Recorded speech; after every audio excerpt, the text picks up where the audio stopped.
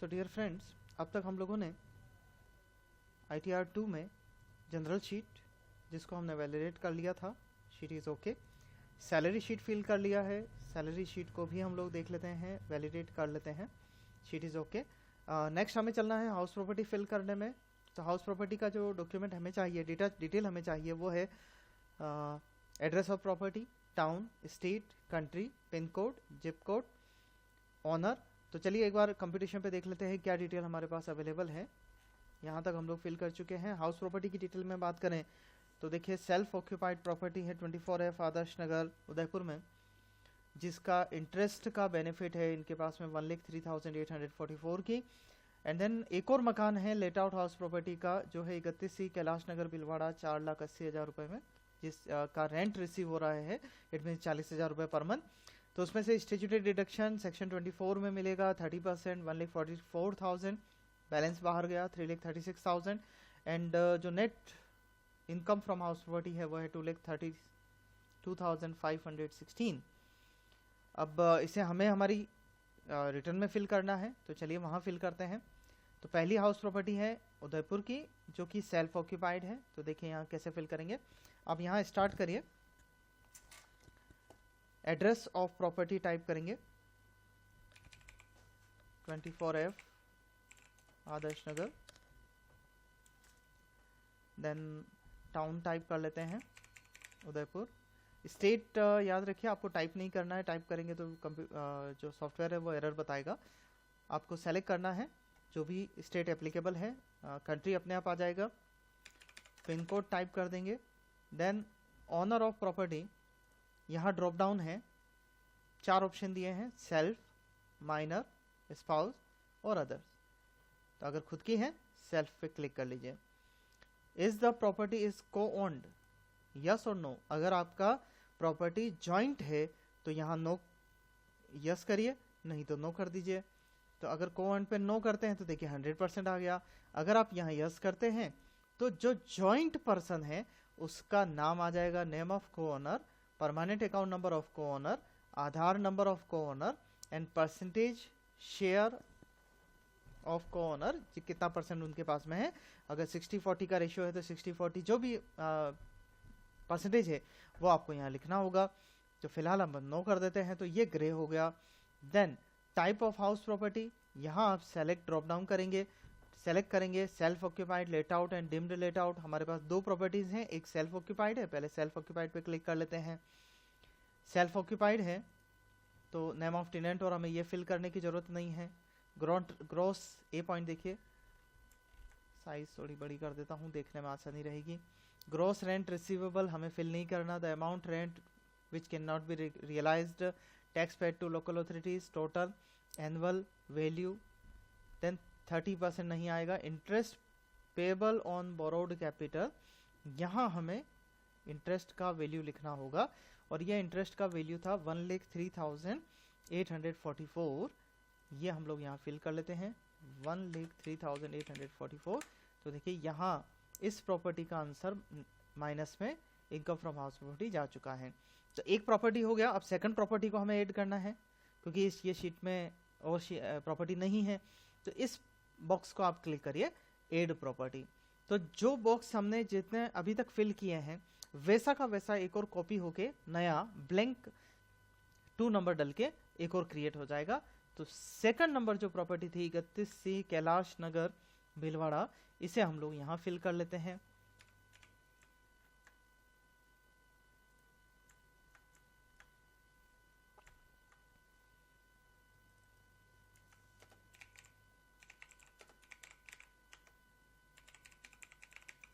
मैंने टाइप कर लिया। स्टेट अगेन हमें सेलेक्ट करना है,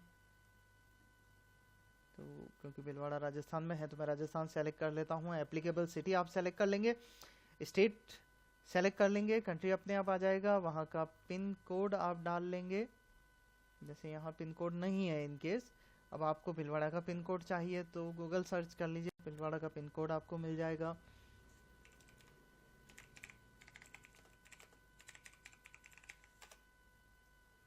किसी भी कंट्री का हम किसी भी जगह का पिन कोड अपन गूगल पे सर्च कर सकते हैं। 311001 मैं टाइप कर लेता हूँ। उसके बाद में वापस ओनर ऑफ प्रॉपर्टी, अगेन हमारे पास 4 ऑप्शन है, सेल्फ, माइनर, तो सेल्फ पे क्लिक कर लेते हैं। वेदर प्रॉपर्टी इज ओन्ड और को ओन्ड, तो को ओन्ड पे क्लिक कर लेते हैं, नो हो जाएगा, ग्रे में कन्वर्ट हो जाएगा। And type of house property, यहाँ हम लोग लेट आउट सेलेक्ट करेंगे क्योंकि फर्स्ट प्रॉपर्टी सेल्फ ऑक्यूपाइड हो चुकी है। नेम ऑफ टेनेंट, तो कंपटीशन में देख लेते हैं, फिलहाल यहाँ नहीं लिखा है, बट अगर हम किराया ले रहे हैं तो किराएदार का नाम जो है वो हमें यहाँ टाइप करना होगा। तो चलिए इमेजिनरी में टाइप कर लेता हूँ ABC, और अगर पैन नंबर अवेलेबल है तो उसका सामने वाले का पैन नंबर, आधार नंबर अगर अवेलेबल है तो दोनों आपको यहाँ टाइप कर लेना चाहिए।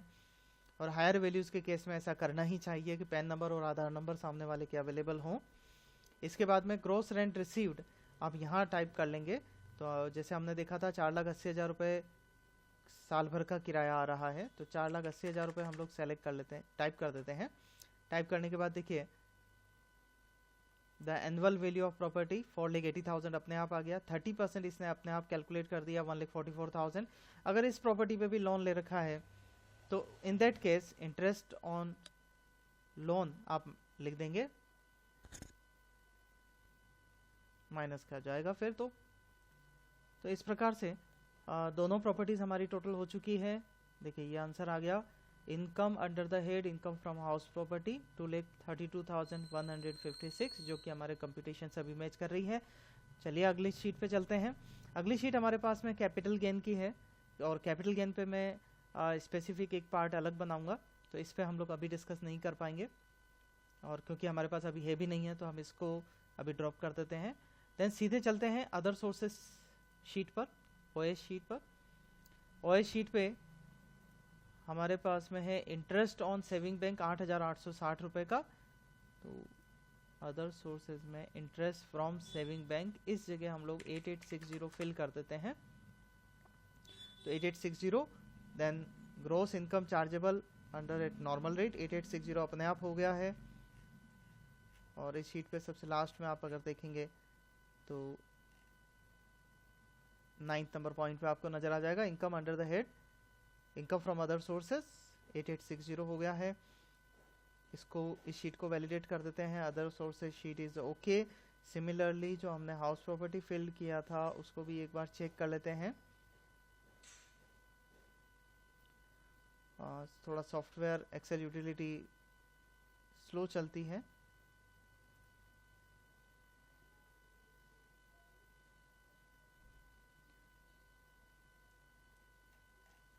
देखिए OS हाउस प्रॉपर्टी वाली शीट को भी हम, शीट इज ओके।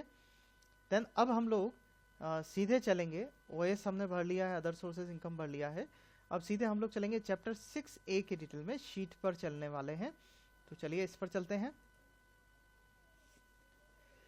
6A में अभी हमारे पास में है प्रश्न में कंप्यूटेशन जो हमने बना रखा है वो है ATC में लाइफ इंश्योरेंस प्रीमियम PF का अमाउंट 1,60,663। तो सीधे ATC में फिलअप कर देते हैं 1,60,663। ATC में 1,50,000 का डिडक्शन है अवेलेबल, 150 आ जाएगा। और whether you have any made any investment deposit during 1 April 2020 to 31 July 2020, यहाँ आपको क्लिक कर लेना है यस और नो। तो नो पे क्लिक कर लेते हैं। अगर उन्होंने इन्वेस्टमेंट किया है इस बीच में तो आपको यहाँ यस कर लेना चाहिए। वैलिडेट कर लेते हैं इस शीट को, शीट इज़ ओके, बिकॉज हमारे पास में अब ATTTA के अलावा और कोई डिडक्शन नहीं बचा है। तो ATTTA का और फिलअप कर लेते हैं। TTTA interest on saving bank 8860, तो 158,8860। अब नेट टैक्सेबल अमाउंट आ जाएगा। तो टैक्सेबल अमाउंट पर चलते हैं। अब चलते हैं TTI वाली शीट पर।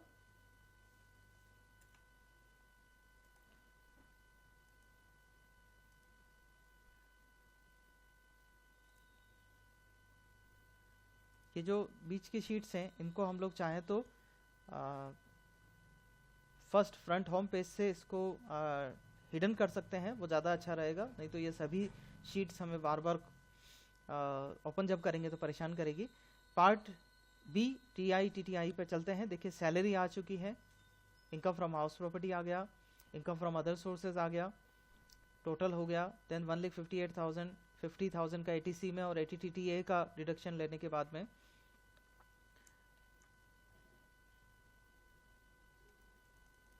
नेट इनकम 7,11,340 रुपीज, जो जस्ट अ मिनट। तो जैसे कंपटीशन जो सॉफ्टवेयर कर रहा है वो अमाउंट आ रहा है 7,11,340 एंड इस तरफ 698 आ रहा है। तो मैं मेरे कंपटीशन को वापस चेक कर सकता हूँ, क्योंकि यहाँ सॉफ्टवेयर में जो डेटा डाला वो सही डाला या नहीं डाला। तो वो मैंने टैली करने के बाद पता लगा कि कंपटीशन जो टोटल मैंने की है वो थोड़ी सी मिस्टेक हो गई है। तो चलिए मैं उसको करेक्ट कर लेता हूँ। 7,11,340 टोटल है, मैं इसे करेक्ट कर देता हूँ। तो इट मीन्स जो टैक्स कैलकुलेशन है वो हमें वापस करनी होगी। तो अब जो नेक्स्ट पार्ट है उसमें हम लोग इसका टैक्स कंप्यूटेशन और ITR2 को जनरेट करना, XML जनरेट करना सीखेंगे। तो इस पार्ट को हम लोग यहीं रोकते हैं।